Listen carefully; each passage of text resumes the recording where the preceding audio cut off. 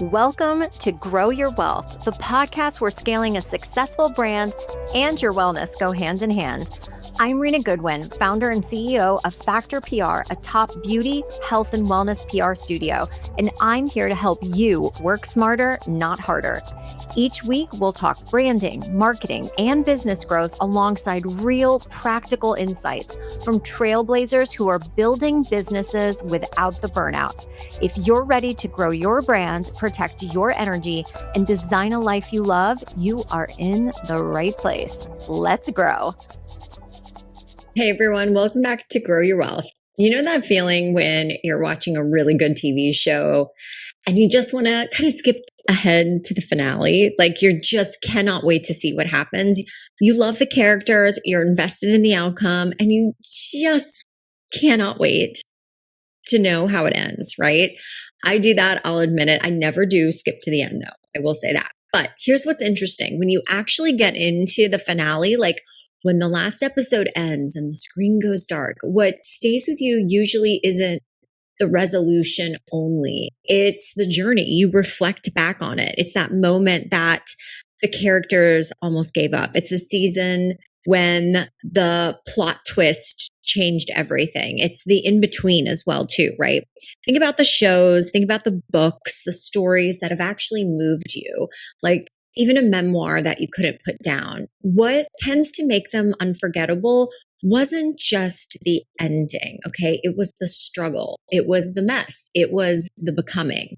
And I think about this a lot in the context of business and personal branding because we do the exact same thing. We rush to the highlight reel. We want to get to the results, to the revenue, to the press hit, to the launch, right?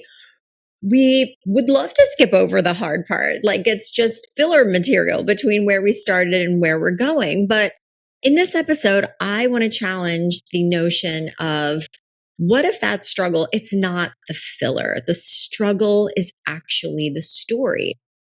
That's what today's episode is about. And I'm going to get a little personal with you, more personal than usual, honestly. So stay with me because there's a reason that storytelling has worked the same way that it has for thousands of years. Every great story has a hero who wants something, encounters resistance. There's an antagonist and a protagonist and a conflict and a climax and people being changed by the process of pushing through it all. Not necessarily changed by the winning. The winning is important, but really changed by the trying, by the journey. Joseph Campbell called it the hero's journey. Hollywood calls it the second act. You know, I call it the part that we almost never post about. I've also been reading this really fantastic book. I know I'm kind of late to the game called Inner Excellence, and it is by Jim Murphy. And he puts this so well in the book. And he said, the world's mindset is that winning is everything. The inner excellent mindset is about developing inner strength, fully experiencing the moment, and continually growing are far more lasting and empowering. I think that's really, really, really interesting and a really great perspective. In business especially, we have built a culture around the wins, right? The before and after. The revenue screenshot that I see all the time on people's social media, the press feature even, which is amazing, right?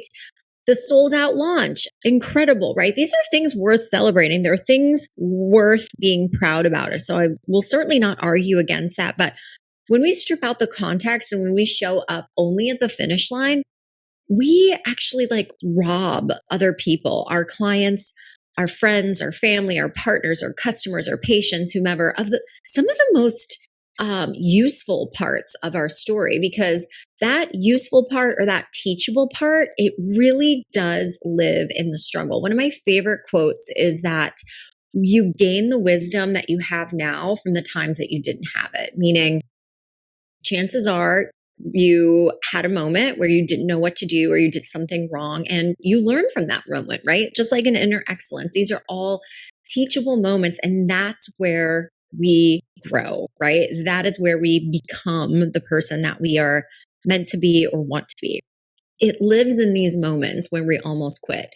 You know, for me, most recently, I know I've chatted a little bit about the difficulties that my business and I went through at the end of 2024 and into 2025. It was the one time in my business where I truly did consider throwing in the towel, like burn it down. I'm done. I don't want to do it anymore.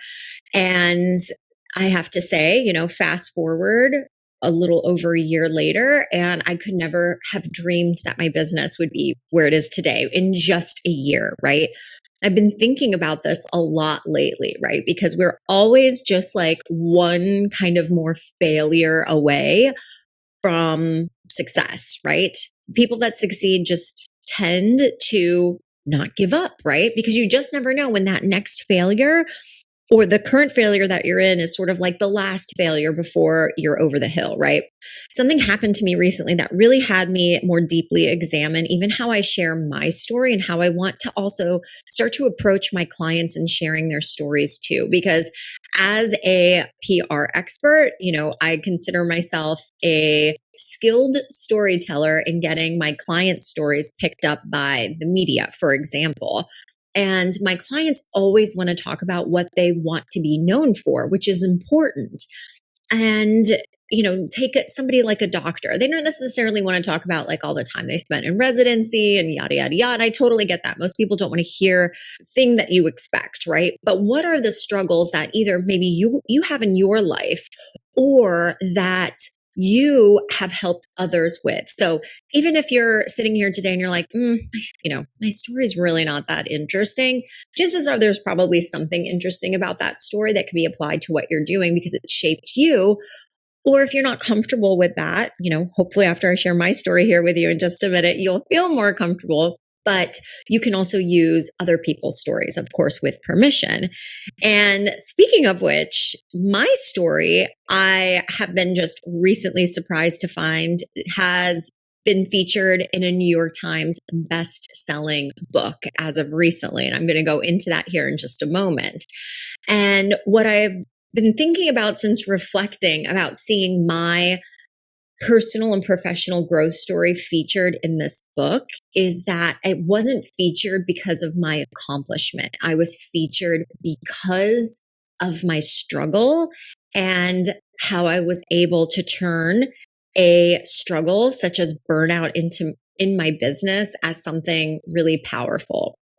So I want to take you there for just a second, but in order to take you to this moment where I'm like reading this book and finding out, oh my God, the person that I'm reading about is literally me, like literally me. I have to take you back. And we're going to go back to 2021. And this was around the time that I had first discovered a podcast called the Bossbabe podcast. And it was almost by accident. I was just kind of like searching on Apple Podcasts for something to listen to. And I came across a few episodes of this podcast that was really geared towards female entrepreneurs. The host of the podcast, Natalie Ellis, and her team were talking about, a lot of things that I cared very deeply about, which is growing businesses, especially as a woman, especially as a mother, and growing a business with freedom. And that's really why I started my business. If you know the sort of inception, the journey that I've had with Factor PRs, I initially started Factor PR in 2016 as just kind of a side hustle.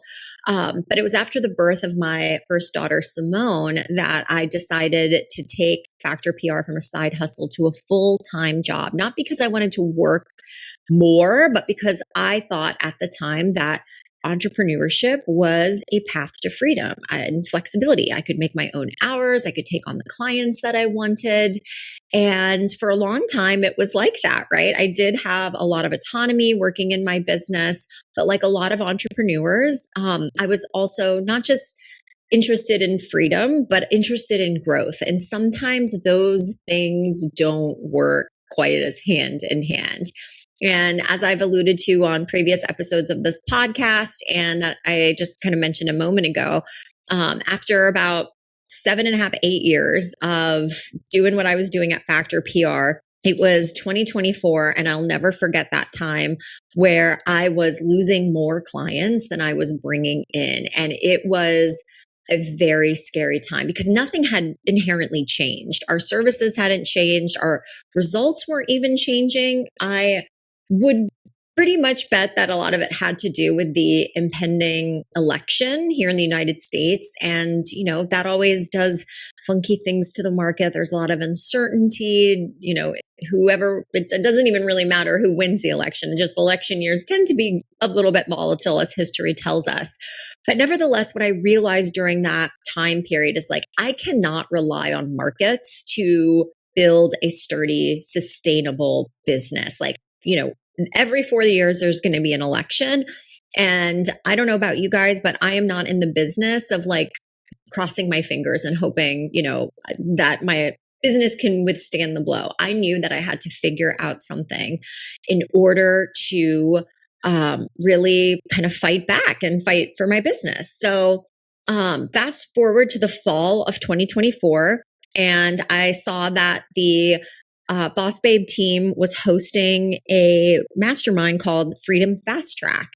And this involved a few hundred women, and we were all learning how to build a funnel. Now, I am a public relations expert. While I do have marketing experience as well, I'm not a funnel expert. I'm not necessarily an e-com sales expert. So a lot of this was new to me, right? As a consumer, I'm very familiar with funnels, but I've never truly built a funnel that could work automatically to bring in business to my agency. So this was really exciting for me to really get back into online marketing and learn something new. And I thought that the program was fabulous. It was amazing. It was 10 or 12 weeks long. And at the end of the program, Natalie and her team reviewed all of the funnels that were submitted and selected some of the best ones. And mine was actually chosen as one of the winners, which meant so much to me, probably more than I had let on at the time, because this funnel wasn't specifically for Factor PR. This funnel was actually for something called at the time the DIY PR project, which is a do-it-yourself system for earning press coverage on a budget. So Factor PR, my agency, is a done-for-you service. It's an exceptional program for women's health, beauty, wellness, and aesthetics brands that want to build their authority, but want that concierge level service from an agency to do that. But what a lot of people don't know is that I actually do have a DIY version of what we do at Factor PR, where I've recorded courses and developed modules and templates and so forth to help small business owners and solopreneurs work smarter, not harder in their PR and still get results without working with an agency full time yet. So I actually started the DIY PR project when I was pregnant with my second daughter, Ellis, because I really craved at the time building a sustainable business that didn't solely rely on me.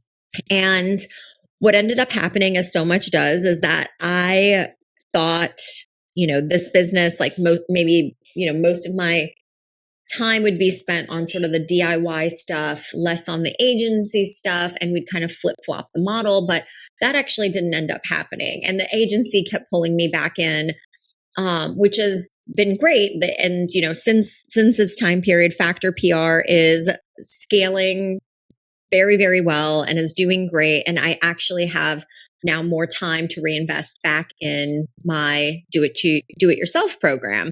So anyway, DIY PR project is something that has kind of been on the back burner, but has always existed. So I use the Freedom Fast Track opportunity to have potential clients go through my funnel and self-qualify if they were a good fit for Factor or if they were a good fit for the DIY PR project. And based on my experience in winning one of the funnels, Natalie had said this in her email newsletter that really, really gave me a lot more confidence in promoting my do-it-yourself program. She said, Rena isn't just a PR pro. She's a powerhouse helping brands in beauty and wellness gain visibility and grow. And she's on a mission to make PR accessible and achievable for small businesses and solopreneurs. With over a decade of experience in working with celebrity clients, Rena turned her expertise into a game-changing offer, the DIY PR project. Hi, friends. I want to tell you about our new and improved authority accelerator from Factor PR called Realfluence. Realfluence is the only membership that helps beauty and wellness founders grow their reputation and authority to attract new customers without endless discounting, advertising, or going viral.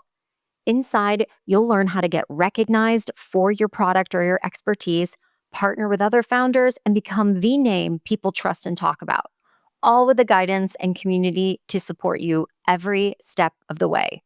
Remember, you can't buy authority. You have to earn it. And Realfluence is here to help. Visit therealfluence.com to get started.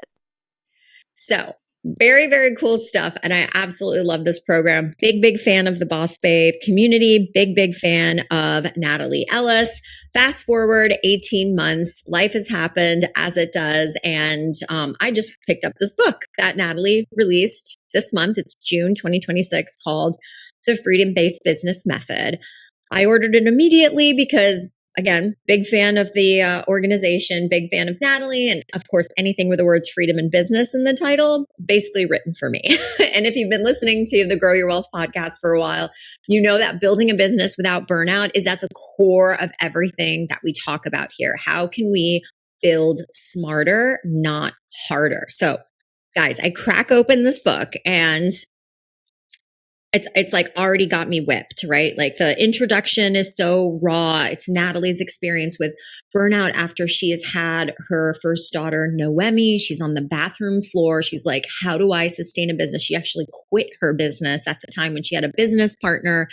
I mean, so much of this, if you've had hard days in your business, which we all have had, and especially coupling it with like life events, whether it be caretaking or disease or whatever it is, like it's you've been there and you know what that feels like.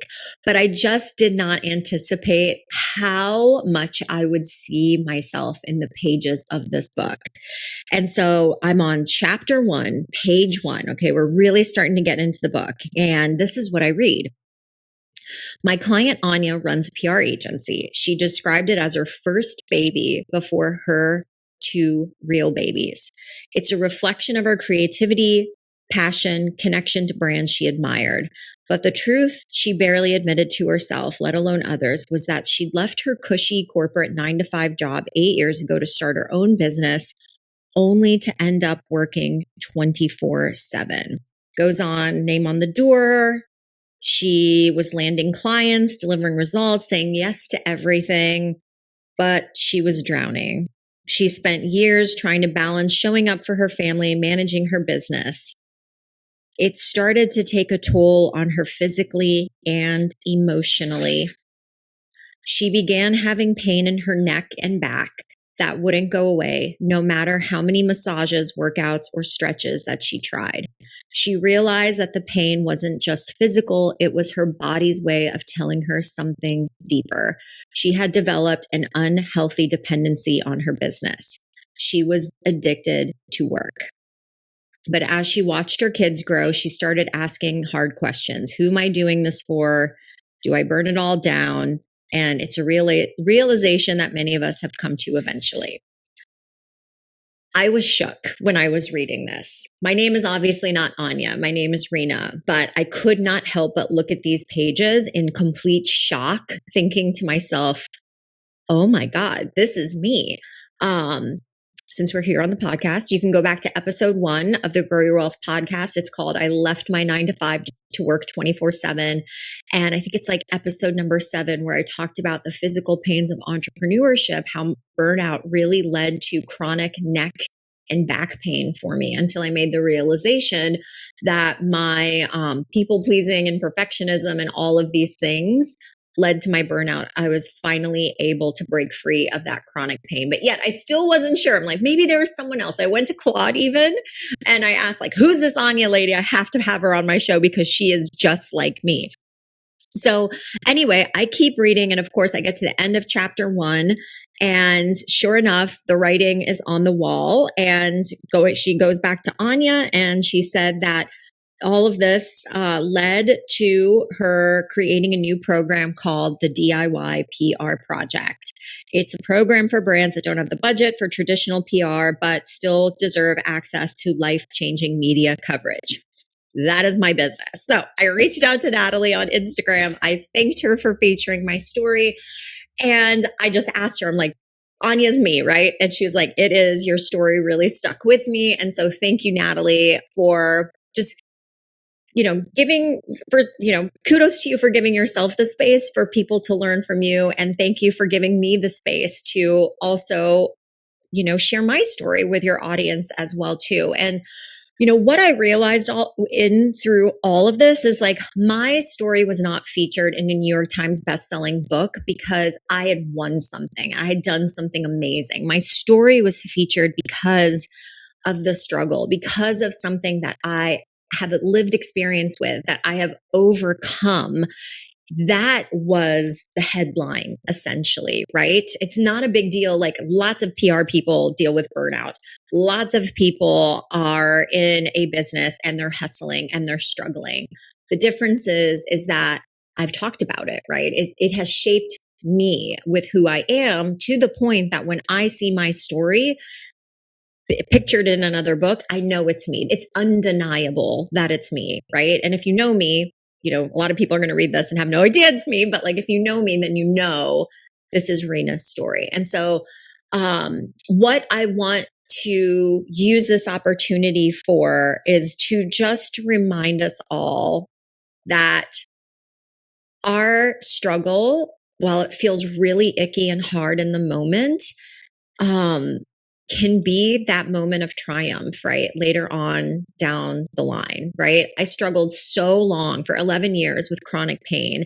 And it makes me so emotional sometimes to think back on that because I thought in the moment, I'm never going to get past this. And now, while I've never wanted to be defined by my pain, what has defined me has been my resilience, right? It's not about bouncing back for me anymore. It's about bouncing forward. So if you are, listening to this right now and you're thinking about your story and what is worth telling, I just want to encourage you all to consider being open about what you've struggled with. It's great to share the wins, right? But I think we spend so much energy curating the highlight reel that we forget that the journey is where people actually connect with us, not because they want to see us suffer, of course, but because they've been there too, or maybe they're in it now. And when someone tells the truth about the hard part, I think it also gives everyone else permission to acknowledge theirs. And especially in this world of AI, where it can be so hard to understand what is real and what is not anymore, and who's thinking for themselves, nobody can take away your story. The mess is not something to hide before we show up.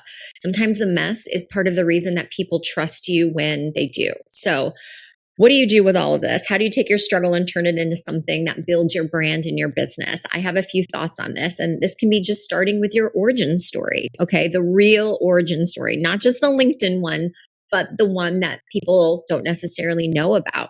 Also highlighting that moment of transformation for you. For me personally, as I've talked about in a podcast episode, it was finding Dr. Sarno's work, right? The Mind Body Prescription helped create this awareness for me that my physical pain was caused by my burnout. So that was really that turning point for me too.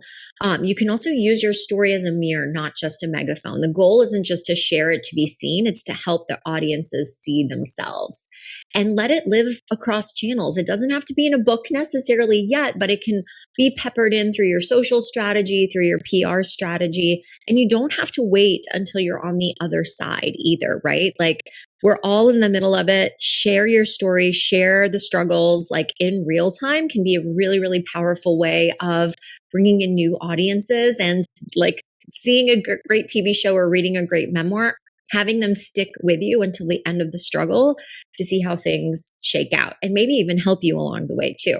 So in conclusion, guys, I have really been reminded that your struggle is not something to overcome before you show up. It is the reason to show up. It is the credibility behind your expertise, the humanity behind your brand, the connection point between you and the people that you are meant to serve. I spent years hiding my pain because I thought it made me look weak. And then a best-selling author put it in her book as the story that sets up her entire rest of her book. The struggle was the story all along. I want to thank Natalie, Ellis, and the Bossbabe team, not just for including my story, but yes, for including my story and for the reminder that what we've been through is just as important as where we have arrived.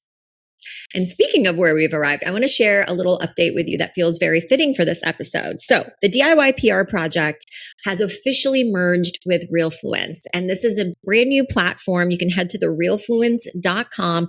This new platform combines public relations with partnerships in a do-it-together program with me by your side, designed to help you build authority with the press coverage to prove it. This is your chance to share your story in pitches, in positioning, in the media, because the world needs to hear it. So if you want to learn more about that, you can go to therealfluence.com or DIY-PR.com to learn more. As always, I am rooting for you. And if you have not yet, go check out the Freedom-Based Business Method on bookshelves now by Natalie Ellis. You won't regret it. Thanks again, guys, for tuning in. Thank you so much for listening. I hope this episode deposited some useful advice and insights to help you grow your wealth. If you enjoyed today's episode, be sure to subscribe so you don't miss any future conversations. You can find more resources, episode details, and updates at growyourwealthpodcast.com. And let's keep the conversation going on Instagram. Follow me at Grow Your Wealth Podcast. I'd love to hear your thoughts, questions, or takeaway from today's show. Until next time, remember, burnout is optional. Take care, and I'll see you next week.